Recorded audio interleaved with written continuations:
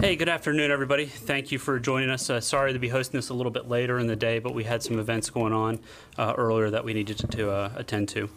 As you're aware, Secretary Esper and Chairman Milley and General McKenzie participated in a classified all-member briefings with the House and Senate this afternoon to discuss the successful U.S. military operation that resulted in the death of Abu Bakr al-Baghdadi, the founder and leader of ISIS. CENTCOM Commander General McKenzie is here with me today to share more details about the operation. But first, I'd like to add a few operational updates. Shortly after this briefing, and we'll actually have to wrap this up when we butt up against the time for the White House will be hosting a Medal of Honor ceremony for Army Master Sergeant Matthew Williams. Master Sergeant Williams is receiving this award for risking his life to save fellow special operators in Shuk Valley, Afghanistan during Operation Commando Wrath in 2008. Master Sergeant Williams' leadership and bravery represent all that the Medal of Honor symbolizes, and we are honored for him to be presented with the nation's highest medal for valor. We're eternally grateful to men like Master Sergeant Williams that they choose to protect and defend this country. This event will be live streamed. We hope you all will tune in. Lastly, the Department continues to operate under a continuing resolution, which we expect to expire in 3 weeks. The Secretary and the Department have been consistent in our messaging that this is unacceptable, and we ask members of Congress to consider working with us over the coming weeks to find a solution to fully fund our operators. Every day where we do not have a final budget affects our readiness, affects our lethality, and affects our maintenance efforts. So we look forward to working with Congress on that. With that, I'll quickly turn it over to General McKenzie to make a few opening remarks, and then we'll be happy to take your questions. Thanks, John. Good afternoon, ladies and gentlemen. Thank you for joining us here today. As the commander of U.S. Central Command, I was the operational commander for the mission against Abu Bakr al-Baghdadi, so I'm here to provide additional details on the mission that resulted in his death. I have some prepared remarks, and then I'll take a few questions on the raid at the end. Let's get the first slide, please. As the symbolic founder and self-proclaimed leader of a murderous gang of terrorists that once controlled a large swath of territory in Iraq and Syria, and which committed an untold number of atrocities there and abroad, Baghdadi was a priority target of U.S. Central Command. Baghdadi was the subject of an intense interagency effort to bring him to justice, and that effort significantly advanced recently as we closed in on his whereabouts. As it became clear that we had gained fleeting and actionable intelligence on his hideout, we developed an execution-level plan designed to capture or kill him and started preparing a special operations team for the mission. I initially briefed department leadership on the intelligence and the plan. Last Friday, October the 25th, with the approval of Secretary Esper and Chairman Milley, we then extensively briefed the President on all aspects of the plan and the risks involved in its execution. Next slide, please.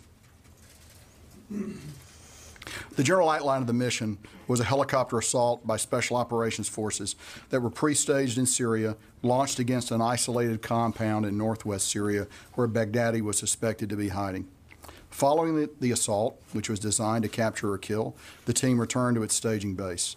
While that concept sounds simple enough, I can assure you that the plan was significantly more complex than that and designed to avoid detection by ISIS and others prior to and during execution, to avoid civilian casualties, and with enough air cover, including armed helicopters, multiple unmanned strike aircraft, and fourth and fifth generation fighters to support and defend the assaulting forces.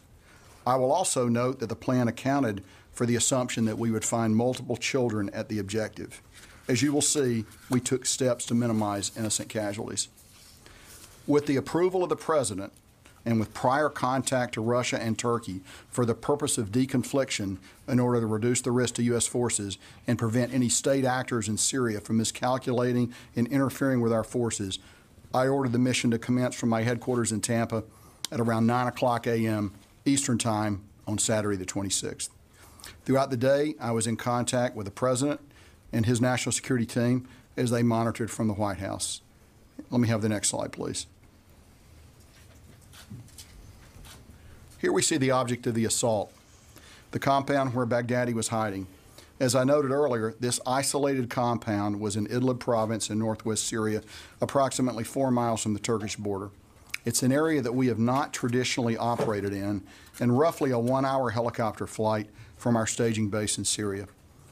We assessed that he was hiding in Idlib province to avoid the intense pressure that had been put on ISIS and other places in Syria. Once the assault force arrived at the compound, fighters from 2 locations in the vicinity of the compound began firing on U.S. aircraft participating in the assault. These individuals, who we don't assess were affiliated with Baghdadi, but nonetheless demonstrated hostile intent against U.S. forces, were killed by 2 airstrikes from supporting helicopters. Let's run the next video, please.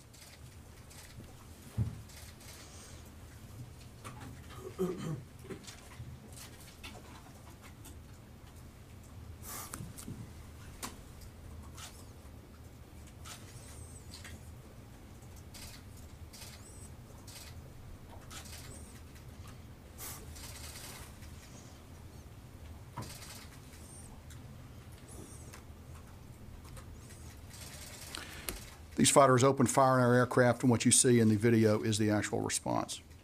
With the assault force surrounding the compound, we repeatedly urged those inside to come out peacefully. Let's go to the next video, please.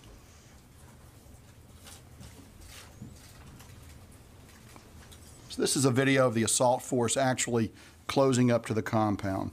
Those who came out of the building were checked for weapons and explosives and moved away from the immediate area.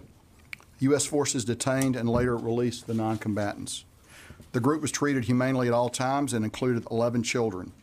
I want to make it clear that despite the violent nature of the raid and the high-profile nature of this assault, every effort was made to avoid civilian casualties and to protect the children that we suspected would be at the compound.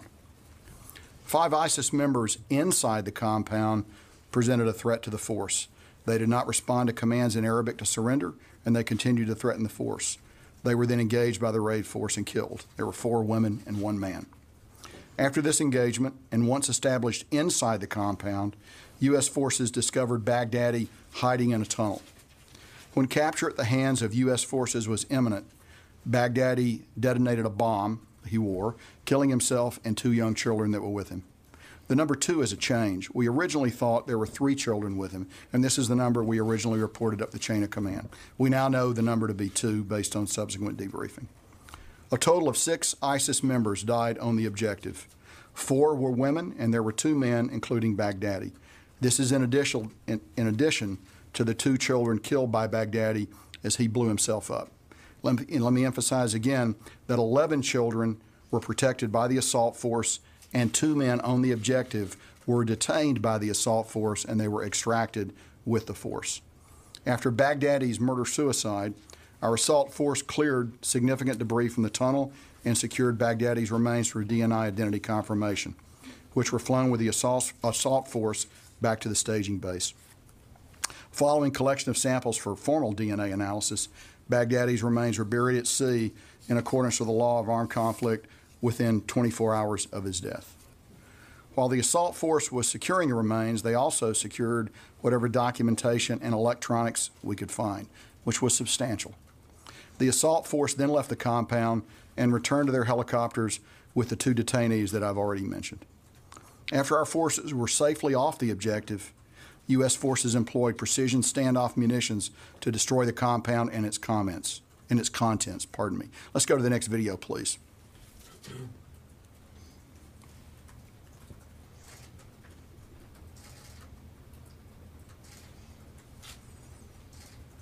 So what you'll observe are U.S. standoff munitions striking the compound. For those of you that may have seen before and after pictures of the compound, it looks pretty much like a parking lot with large potholes right now. The operation was exquisitely planned and executed. It demonstrates the United States' global reach and our unwavering commitment to destroy ISIS, bring its leaders to justice, and to protect America and others from people like Baghdadi. The mission was a difficult, complex, and precise raid that was executed with the highest level of professionalism and in the finest tradition of the U.S. military. Since there is a significant interest in military working dogs, I wanted to provide a little background information on this fine canine. Next photo, please. And actually, let's go back a moment. Before I actually go to the dog, I would just like to show you the before and after pictures of the raid compound. You can see the way it looked before, and you can see the way it looks, the way it looked afterwards. So it's pretty clear the success of the standoff munitions that we employed to ensure that it would not be a shrine or otherwise memorable in any way. It's just another piece of ground. So let's go to the dog picture. U.S. Special Operation Command military working dogs are critical members of our forces. These animals protect U.S. forces, save civilian lives, separate combatants from non-combatants, and immobilize individuals who express hostile intent. This dog is a 4-year veteran of the SOCOM Canine program and has been a member of approximately 50 combat missions. He was injured by exposed live electrical cables in the tunnel after Baghdadi detonated his vest beneath the compound. I will also note he has been returned to duty. Finally, I would like to address the DNA analysis that was conducted to confirm Baghdadi's identity. The final slide, please. As you can see, the Defense Intelligence Agency conducted the analysis and compared DNA from the remains taken from the compound with an on-file sample taken when Baghdadi was at Camp Bucca prison in Iraq in 2004. The analysis showed a direct match between the samples and produced a level of certainty that the remains belonged to Baghdadi of 1 in 104 septillion, which is certainly beyond a shadow of a doubt. In closing, I would like to acknowledge that despite Baghdadi's death, we will not forget the victims of the atrocities he directed and inspired since 2014. U.S. Central Command remains focused on the enduring defeat of ISIS and will remain vigilant against all terrorist organizations in the region who threaten the United States, our partners, and our allies. I'd like to express my sincere appreciation for the professionalism of the men and women who made this operation a success. This was a true interagency effort, so I commend our partners across the U.S. government. The individuals who planned and conducted this mission are quiet professionals focused on their mission above glory or recognition. Committed people did hard, risky work, and they did it well. I now have a few minutes to answer questions. And Jonathan, over to you. Lita? General McKenzie, with the death of Baghdadi, can you just give us a sense of what the U.S. counter-ISIS fight is going to look like? Are you seeing leaders start to emerge? And just as a related, the troops are now moving into Deir ez-Zor. Can you tell us how they are going to supplement that counter-ISIS mission and explain about how they're going to be protecting the oil? Sure, absolutely. Let's start with ISIS. ISIS is first and last in ideology, so we're under no illusions that it's going to go away just because we kill Baghdadi. It will remain. Suspect at the highest levels they'll be a little disrupted. It will take them some time to reestablish someone to lead the organization, and during that period of time their actions may be a little bit disjointed. They will be dangerous. We suspect they will try some form of retribution attack, and we are postured and prepared to, and we're postured and prepared for that. But we should recognize that, again, since it's an ideology, you're never going to be able to completely stamp it out. And in fact, our definition of long-term success against ISIS and other entities like ISIS is not the complete absence of that ideology, but rather its existence at a level where local security forces, wherever in the world it exists, can deal with it. There's no international connective tissue. There's no ability to attack our homeland, and local forces, perhaps with training and some assistance, perhaps without those things, is going to be able to suppress those entities as they go forward. We don't see a bloodless future because, unfortunately, this ideology is going to be out there, but we think there's a way to get to a point where it's going to be less and less effective over time. So the second part of your question was about Deir ez-Zor. What we want to do is ensure that ISIS is not able to regain possession of any of the oil fields that would allow them to gain income going forward. So we've got forces at Deir ez-Zor. That is, we have brought in some reinforcements there. We'll await further decisions of the U.S. government about how that plan is going to look in the long term. And I wouldn't want to get ahead of the Secretary of Defense in describing that. But as of right now, we have secured the oil fields at Deir ez-Zor, generally east of the Euphrates River, in the vicinity of Conoco and Green Village, for those of you that follow the details on the ground. All right, Phil? General, could you confirm that Baghdadi, his final moments, there was the president said that he was whimpering and crying in his final moments, and also, could you give us any better sense? You talked about a substantial electronics recovered from the site. Could you elaborate a bit on what that means? Sure. So let me start with the second part. No, I can't tell you anything about what we took off the site. You'll appreciate that. We're going to exploit that, and we expect it to help us as we go forward. So now about Baghdadi's last moments. I can tell you this. He crawled into a hole with two small children and blew himself up while his people stayed on the ground. So you can deduce what kind of person it is based on that activity. So that would be just my empirical observation of what he did. I'm not able to confirm anything else about his last seconds. I just can't confirm that one way or another. All right. Louis? Sir, Were there reinforcements? Did any other ISIS personnel try to approach that position?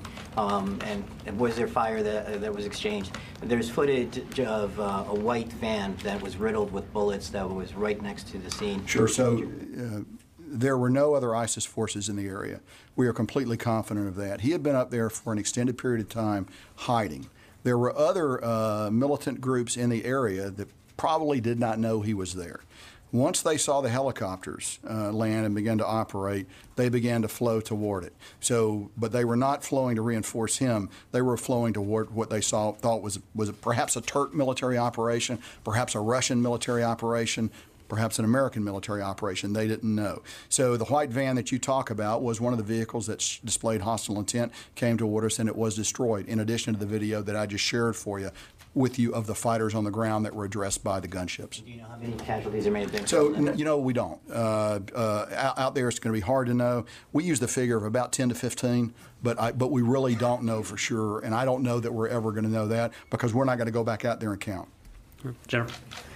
Sir, you mentioned that you staged from within Syria. Was there anything about the changes on the ground in the last 2 to 3 weeks with the U.S. pulling back forces, with Turkey coming across, that caused you to accelerate this operation or change the timing of this operation? So, Jennifer, absolutely not. We chose the time based on a variety of factors: weather, certainty, lunar data, a variety of things like that.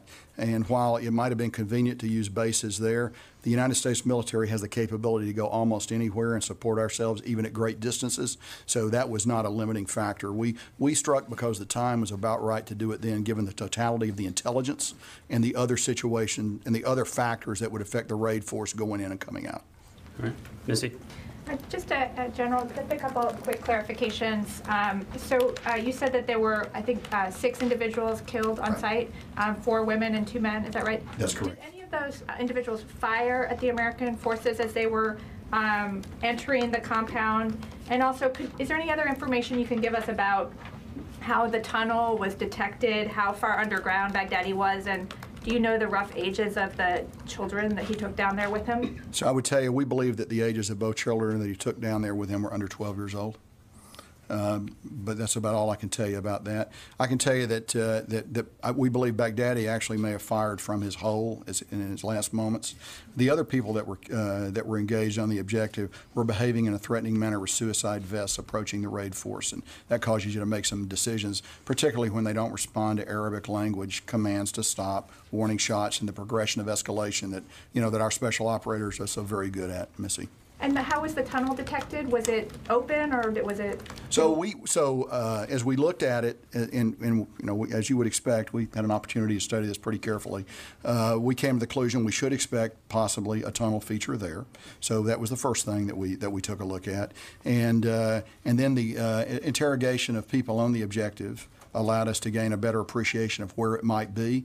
And then, as you know, we just have a variety of things that I can't go into, one of them being the working dogs that are very good at scenting humans and going after them when they're not immediately obvious. So that's sort of how we came to that conclusion. The key thing is, we actually established physical security around the compound, got the non-combatants off, and that gave us a little bit of time to work the problem. You're always worried in a situation like that the house might be rigged. So you got to pay attention to that. There are a variety of things that the raid force commander has to balance on the ground, and I think they did a remarkable job of doing that. All right, so I've just been given notice that the event in the White House is going to start shortly, so we're going to do a couple more questions, and out of respect for Master Sergeant Williams, we're going to cut it short. So we'll go over here. Ryan? General, can you talk about any support that the SDF provided to this operation? So, yes, I can. And so, as you know, we maintain and continue to maintain linkages to the SDF. Some of their early intelligence was very helpful to us in beginning to shape this problem. So I would say that they were part of it. They did not participate in this raid. This was a U.S.-only operation. There were no other nationality that participated in it. All right. Helene? In the case of Osama bin Laden in Abbottabad, U.S. forces found that the house in Abbottabad had no internet, no cell service. You mentioned recovering electronic equipment from Al-Baghdadi's place. Was he using the internet? Had they been on lockdown, or was he, Sure. was there? Good question. I think, and we're still working this out, I think you'd find it's probably a messenger system that allowed you to put something on a floppy or on a bit of electronics and have someone physically move it somewhere. That seems to be the cutout that most of these organizations seem to prefer. But I defer. I'm not going to go into much more detail on it than that. Tom, and then last question. In general, you said 2 men were extracted with the Special Operations Forces. Were they both ISIS members? Was one a supposed informant?